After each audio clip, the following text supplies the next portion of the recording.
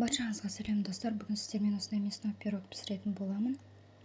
Құрамына 1 стакан су, ашытқы, тұз, қант, сұйық майымызды қосып, оның үстіне ұнымды салып, жақсылап араластырып, елеп шығамын.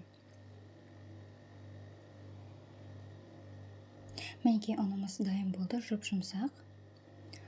Оның бетін жауып, 30 минутта жылы жерде сақтаймын. Ұным көтерілгенге дейін сарымсақ картоплымды дайындап аламын. Картоплымыздың сыртын жақсылап тазалап,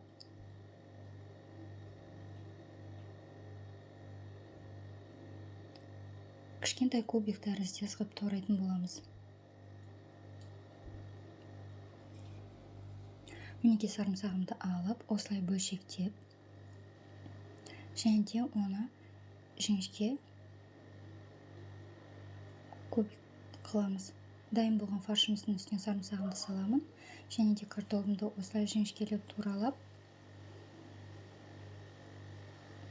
оны кішкентай кубик тәрізді пішінде турап шығамын. Барлық картоплымызды осылай дайындап аламын. Дайын фаршымыздың үстінен картоплымды саламын.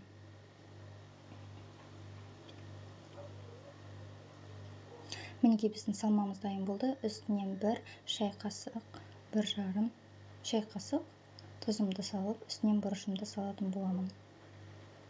Және де оны жақсылап араластырып, тұзы мен бұрышы шығатындай қылып дайындаймын. Мінекей ашытқы ұнымыз дайын болды. Жұп-жұмсақ әрі пышный. Оны 2 бөлікке бөлемін. Және де астыңғы бөлігін осылай қамырымды жайып шығамын. Тым қатты жұқа қылмауға тырысыңыздар.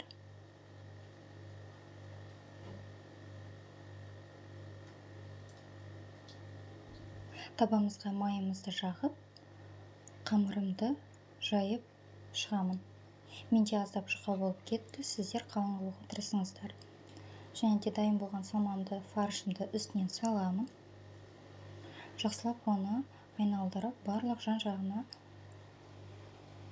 форманың көлеміне келтіремін. Мінекей дайын болған қамырымның үстіне жұмыртқаны жағып шығамын.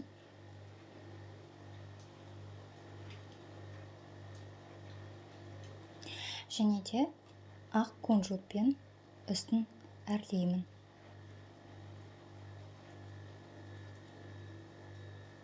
Мінекей пирогымыз дайын.